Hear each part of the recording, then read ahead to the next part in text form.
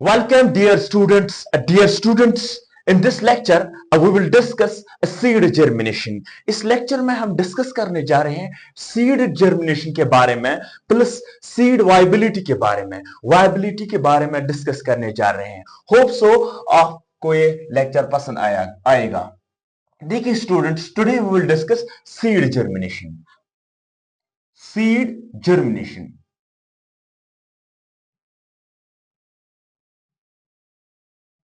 जो कि हमारे एनसीईआरटी में जो चैप्टर चल रहा है सेक्सुअल रिप्रोडक्शन फ्लावरिंग प्लांट्स, इसका आखिरी टॉपिक हो गया परहैप्स। इसके बाद लास्ट टॉपिक है apomixis and पॉलीएम्ब्रियोल।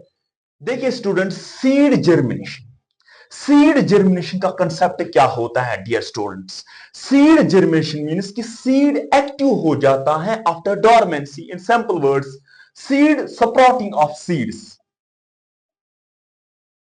means ki sprouting of seeds after dormancy.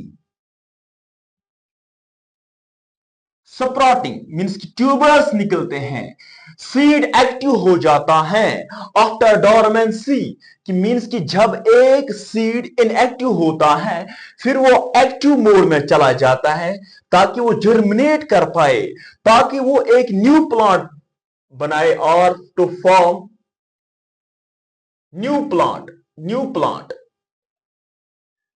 नया पौधा बनाएगा सीड, उसको हम कहते हैं सीड जर्मिनेशन। मींस कि एक्टिव मोड में चला जाता है, मूव इनटू एक्टिव मोड। देखिए अब स्टूडेंट्स, ये सीड जर्मिनेशन जो होती है हमने पढ़ा नियर अबाउट, जो ही सीड मैच्योर होता है, ड्राई होता है, सीड जब ड्राई होते हैं इनका जो वेट होता है वो बहुत ही डिक्रीज हो जाता है। डिक्रीज होता है। इसके अंदर सिर्फ मॉइस्चर नियर अबाउट 10 to 15% रहता है। Moisture by weight by mass means कि अगर कोई किसी भी सीड के अंदर वाटर कंटेंट 100% होगा, जो ही वो ड्राई हो जाएगा, मैच्योर हो जाएगा, उसके अंदर 10 to 15% रहेगा मॉइस्चर या वाटर, उसके अंदर 10 to 15% रहेगा वाटर। अब बात क्या आती है सीड जर्मिनेशन के। यूजुअली हम दो टाइप्स की सीड जर्मिनेशन पढ़ते हैं, एक epigeal germination and number 2 hypogeal germination. क्या? एक इपीजियल, first one is epigeal germination, epigeal germination and second one is hypogeal germination.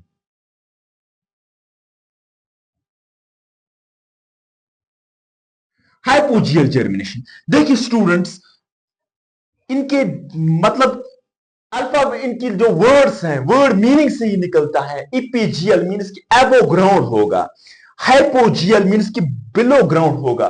कुछ ना कुछ तो एबो ग्राउंड होगा, कुछ ना कुछ तो बिलो ग्राउंड होगा। Now let's discuss the epigeal germination. Epigeal germination क्या होती है? देखिए स्टूडेंट्स, इपीजियल जर्मिनेशन क्या होती है? इपीजियल जर्मिनेशन अब डिस्कस करने जा रहे हैं इपीजियल जर्मिनेशन के बारे में। Epigeal germination,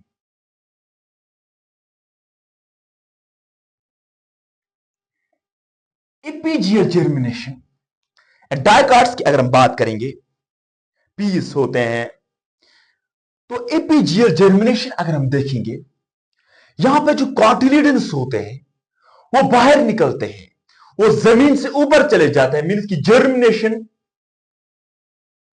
germination above the ground means जो हाइपोकोटाइल जो होता है, हाइपोकोटाइल धक्का मारता है, एक हुक लाइक स्ट्रक्चर बनाता है। हाइपोकोटाइल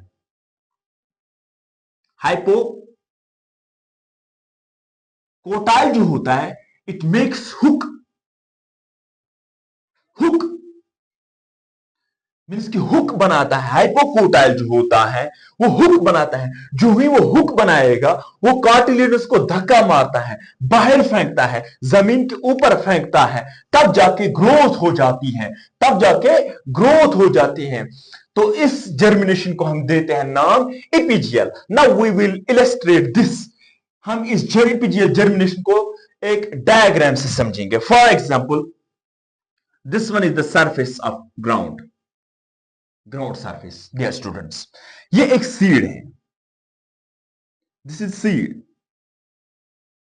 अब हमने देखा कहां पर माइक्रोपाइल एंड होता है, वो होता है, सब हमने देखा।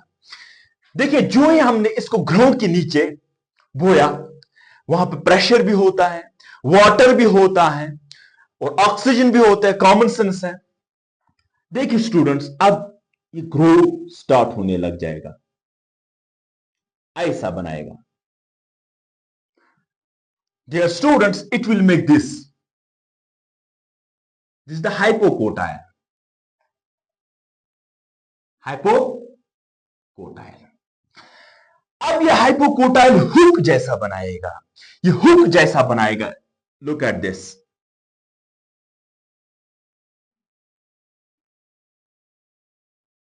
These are the radicals, root system. This is the cotyledon. This is hypocotyle, means hook. Hypocotyle बनाता है हुक। जो ये हाइपोकोटाइल हुक्स बनाएंगे, फिर ये इसको बाहर फेंकता है। कहां पर? बाहर फेंकता है, इस तरीके से। लीफलेट्स निकलते हैं।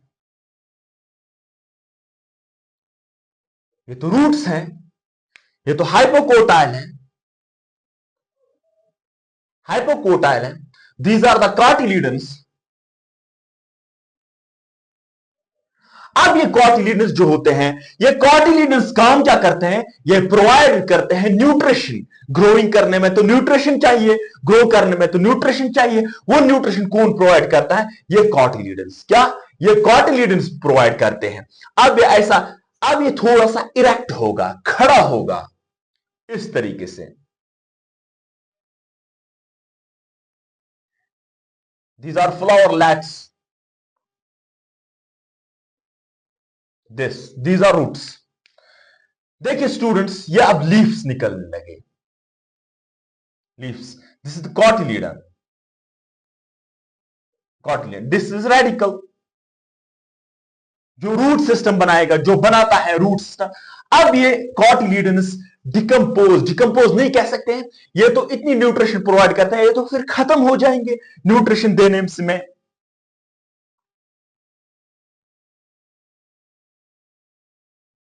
देखिए स्टूडेंट्स, एक flower,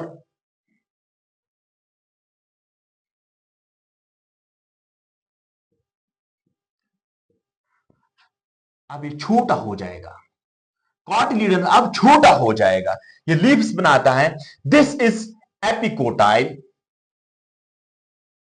this is hypocotyl and this are roots, radicle. देखिए स्टूडेंट्स, ये अर्थ की सरफेस थी। This is the epigeal germination. Epigeal germination में क्या होता है? कॉटिलिडन्स को बाहर फेंकता है हाइपोकोटाइल की वजह से, जिससे फिर जर्मिनेशन हो जाती है, रूट्स बनते हैं। लेकिन सारा काम हाइपोकोटाइल का होता है। फिर लीव्स बनाते हैं, यही बना फोइलेज बनाता है।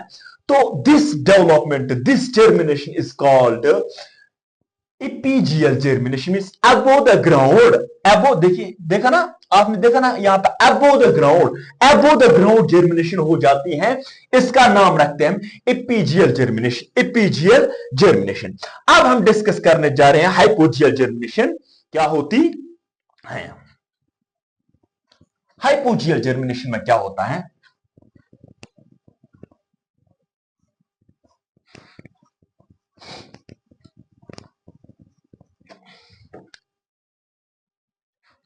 Hypogeal germination,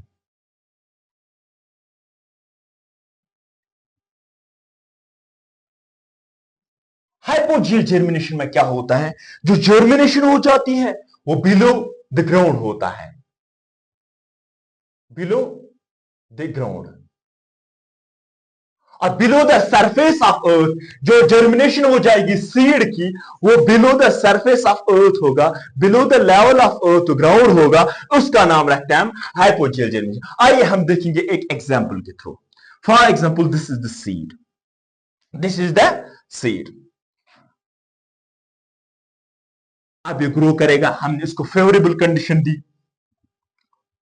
this is hypocotyl.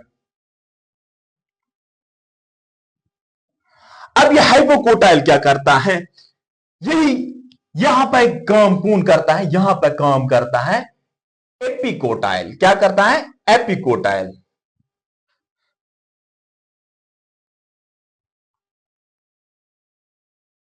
Epicotyl एपिकोट देखिए, ये रूट लीफ्स निकलने लगे, ये लीफ्स निकलने लगे, अब ये बाहर निकलेंगे लीफ्स इस तरीके से, ये लीफस बाहर निकलेंगे। एपिकोटाइल काम करता है, थोड़ा इरेक्ट हो जाएगा ये। अब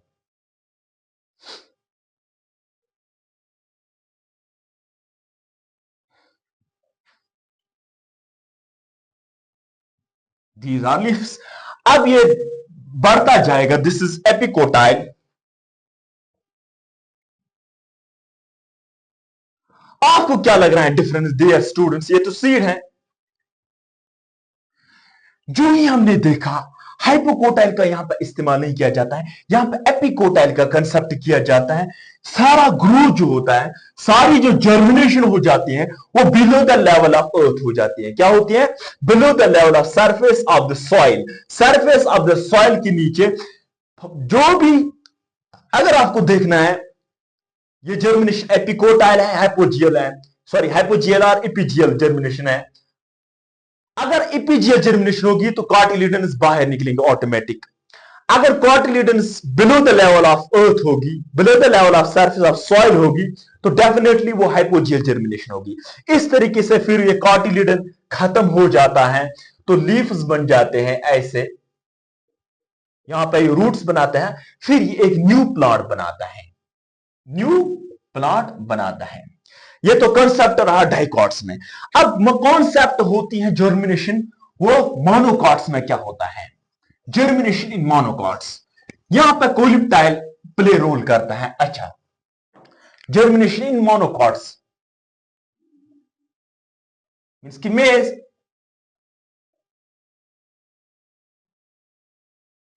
हमने पढ़ा जो कॉटिलिडन होता है मोनोकॉट्स में, स्पेशली ग्रास फैमिली, उसका नाम देते हैं हम सिक्यूटलम। हमने पढ़ा ये वाला स्ट्रक्चर भी, लुक एट दिस, ग्राम का सीड या मेज का सीड हम लेंगे, this is epidermis, this is endosperm. यहां पर ये होता है, यहां पर जो एम्ब्रियो होता है, कॉटिलिडन्स होता है, दिस वन कॉटिलिडन, ऊपर एल्यूरोन लेयर होते हैं, जो प्रोटीनिश लेयर होते हैं। यहां नहीं जाना है, हमने इसको डिस्कस किया है प्रीवियस लेक्चर्स में। देखिए जो यहां पर जर्मिनेशन होती है मोनोकॉट्स में, look at this, this is ground. हमने सो किया एक बीज को, एक मोनोकॉट बीज को, अब हमने सो किया, सॉरी ऐसा नहीं होगा, ऐसा होगा। अब यहां से ही निकलता है, यहां से ही निकलता है ऐसा, यहां से ही निकलता है ऐसा। ये तो कॉटिलिड, ये जो है ना, यहीं से निकलेगा ऐसा कोलिप्टाइल।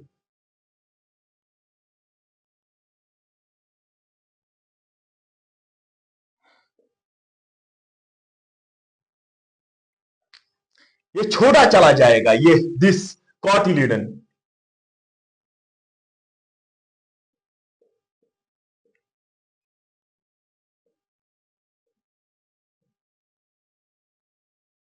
अब ये ऐसा ही बनाएगा एक फ्लावर, एक सॉरी एक प्लांट को।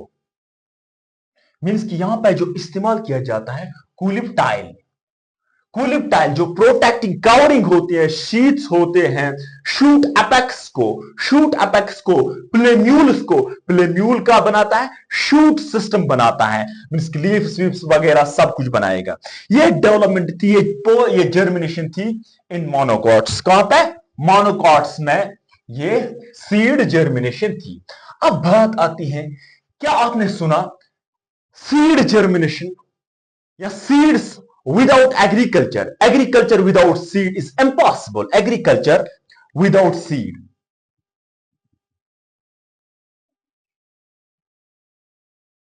agriculture without seeds are impossible, means कि विदाउट बीज के बगैर एग्रीकल्चर करना, एग्रीकल्चर में जाना, it's impossible, it is impossible. अब देखिए एडेप्टेशन लाता है सीड, एडेप्टेशन लाता है सीड। फॉर एग्जाम्पल वेरिएशन हो जाते हैं, न्यू कॉम्बिनेशन होता है, जिस तरीके से हमने पढ़ा इमैस्कुलेशन एंड बैगिंग हम करते हैं ताकि आर्टिफिशियल हाइब्रिडाइजेशन हो, जिस कॉन्सेप्ट हमने पढ़ा आर्टिफिशियल हाइब्रिडाइजेशन। वो क्यों हम पढ़ते हैं, वो क्यों हमने पढ़ा? ताकि क्रॉप इंप्रूवमेंट में हो जाए, क्रॉप इंप्रूवमेंट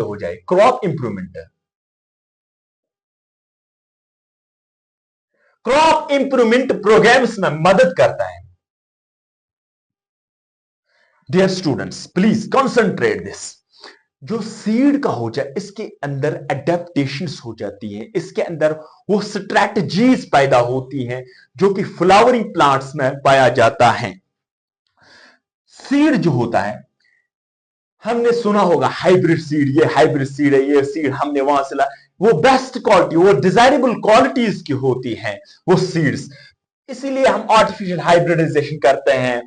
फिर ये इस किस में मदद देता है? हमें क्रॉप इंप्रूवमेंट प्रोग्राम्स में मदद देता है। अब बात आती है, हम वाइबिलिटी देखेंगे। ये वाइबिलिटी क्या है?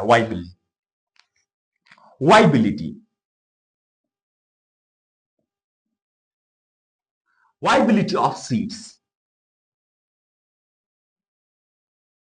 ये वाइबिलिटी क्या है? वाइबिलिटी एक टेंडेंसी होती है सीड के अंदर। Viability is the tendency of seed to remain alive or to remain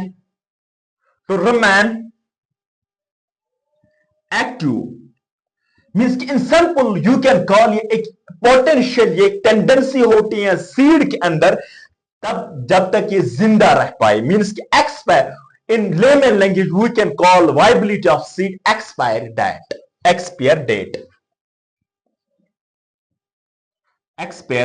date of seeds. ये ब्यूटीफुल कंसेप्ट है। जिस तरीके से हम देखते हैं किसी भी चीज को हम जब बाय करते हैं तो हम पहले देखते हैं एक्सपायर डेट, कब तक ये चलेगा, वही कब तक सीड चलेगा, उस कॉन्सेप्ट का नाम हम रखते हैं वाइबिलिटी। कब तक सीड चलेगा उस कॉन्सेप्ट का नाम रखते हैं वाइबिलिटी, मींस की टेंडेंसी होती है।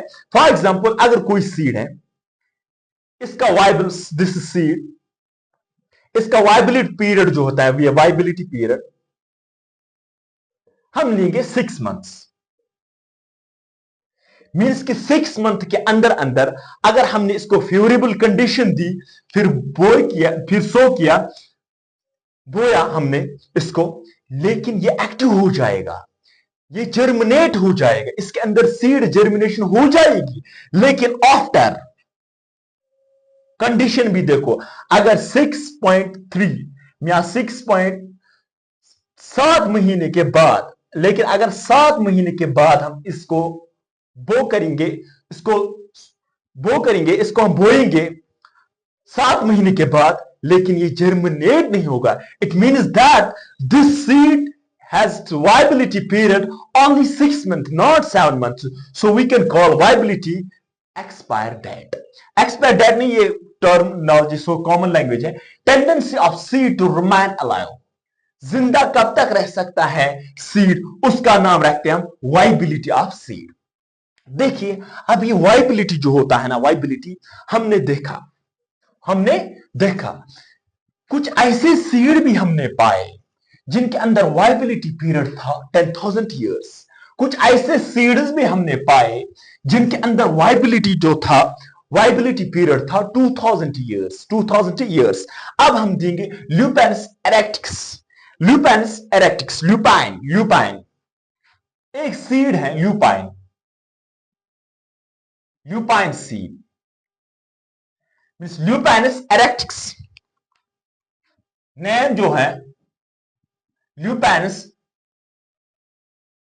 एरेक्टिक्स, ल्यूपैन सीड जो है नेम रखा गया फिर इसका ल्यूपैनस एरेक्टिक्स। ये हमने पाया, ये साइंटिस्टों ने पाया कहां पर? आर्टिक टंड्रा में, found in Arctic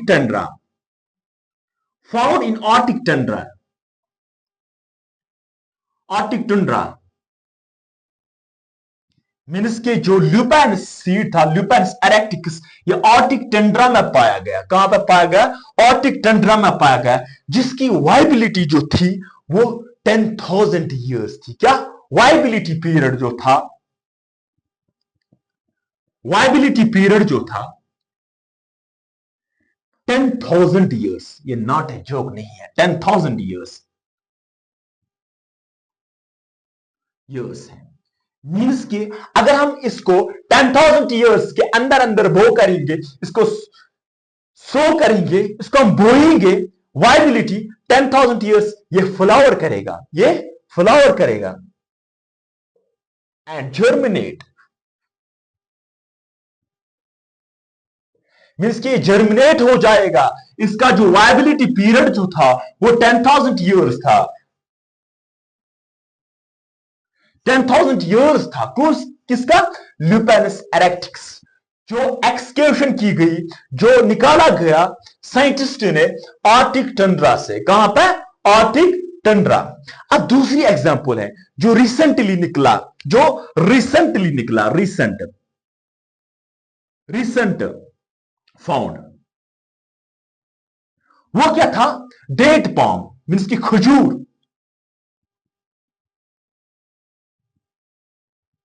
date palm, Phoenix dactylifera. क्या?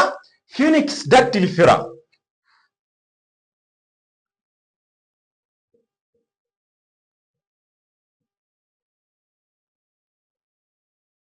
फिनिक्स डैक्टिलिफेरा जो होता है, डेट पाम, ये एक्सकेवेशन, आर्कियोलॉजिकल एक्सकेवेशन की गई। आर्कियोलॉजिकल एक्सकेवेशन, फॉर एग्जांपल जिस तरीके से हम जियोलॉजिस्ट्स एक्सक्यूशन करते हैं, माइनिंग करते हैं किसी जगह पर, वो फॉसिल्स के स्टडीज में लगे हुए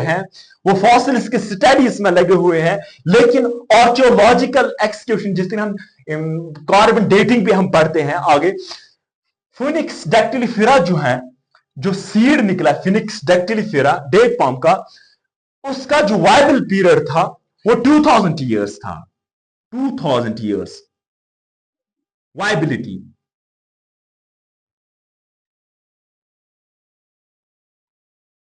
वाइबिलिटी जो था 2000 ईयर्स था, 2000 ईयर्स था। लेकिन डियर स्टूडेंट्स, ये कहां पर पाया? King Herod's palace. Found in king Herod's palace.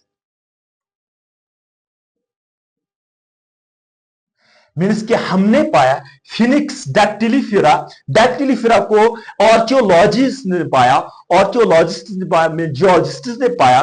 कहां पे पाया? किंग हेरोड्स पैलेस, जो कि नियर डेड सी है। किसके के नजदीक? नियर डेड सी। फिनिक्स डैक्टिलिफेरा एक ऐसा सीड है जो रिसेंटली हम कहां हैं, जो साइंटिस्ट ने रिसेंटली डिस्कवर किया, वो कहां पे पाया गया? हेरोड्स पैलेस के जो नियर डेड सी है। उसका जो वाइबिलिटी पीरियड जो था वो 2000 ईयर्स है। क्या है? 2000 ईयर्स है। पहले का जो ल्यूपैनस एरेक्टिक्स जो है, उसका जो वाइबिलिटी पीरियड था 10,000 years. It's not a joke. लेकिन अब कुछ ऐसे भी सीड्स हैं जिनके अंदर बहुत सारे फ्रूट्स ऐसे होते हैं जिनके अंदर थाउजेंड ऑफ सीड्स होते हैं। ऐसे फ्रूट्स भी पाए जाते हैं, फ्रूट्स भी पाए जाते हैं थाउजेंड्स ऑफ सीड्स पाए जाते हैं। इनको अगर हम देखेंगे, इनको अगर हम देखेंगे, हमारी एनसीईआरटी ने कहा, क्या कहा, देखिए स्टूडेंट्स, ऑर्चिड्स, ऑर्चिड्स, ऑर्चिड्स के अगर हम देखेंगे, ऑर्चिड कल्टीवेशन अगर हम देखेंगे, ऑर्चिड्स अगर हम देखेंगे, इनके अंदर टाइनी टाइनी सीड्स होते हैं, टाइनी सीड्स होते हैं, थाउजेंड्स ऑफ सीड्स होते हैं। हम गिन नहीं पाएंगे कितने सीड्स होते हैं, ऑर्चिड्स हो गए। अब और दो प्लांट्स हैं, दो फ्लावर्स हैं, दो प्लांट्स हैं। एक है ओरोबेंची, ओरो, जो कि आपकी एनसीईआरटी में मेंशन किया है, एंड स्ट्रेगा। ये दो पैरासिटिक स्पीशीज हैं, पैरासिटिक स्पीशीज हैं, पैरासिटिक स्पीशीज हैं। ये आपके एनसीईआरटी में लिखा गया है लास्ट पैर में, ओरोबेंची एंड स्ट्रेगा। ये पैरासिटिक स्पीशीज हैं, लेकिन ये भी प्रोवाइड करते हैं thousands of seeds, thousands of seeds. आपने देखा होगा फिक्स के बारे में, फिक्स इंजीर की एक स्पीशीज है, फिक्स, फिक्स वो भी थाउजेंड्स मीन्स के थाउजेंड्स ऑफ सीड्स प्रोवाइड करते हैं। Teeny, teeny thousands of seeds produce from flower या from fruit, from fruit, fruit से निकल, क्योंकि सीड्स जो होते हैं वो फ्रूट के अंदर होता है। अगर आप फिक्स की प्लांट को देखेंगे, उसके अंदर अगर हम कैलकुलेशन करेंगे, सीड्स देखेंगे, बिलियंस ऑफ सीड्स हम पाएंगे। क्या? बिलियंस ऑफ सीड्स, हम गिन नहीं पाएंगे कितने सीड्स हैं। देखिए ओरोबेंची एंड स्ट्रेगा जो कि पैरासाइटिक स्पीशीज है प्लांट्स की, लेकिन इनके अंदर भी टेनी टेनी सीड्स होते हैं, बहुत छोटे सीड्स होते हैं, आप नहीं गिन पाओगे। इसी तरीके से ऑर्चिड्स होते हैं, बहुत सारे सीड्स होते हैं। Hope so, I hope so आपके लेक्चर अच्छा लगा होगा। Please subscribe my channel and press the bell icon, you will receive my latest updates. Thank you.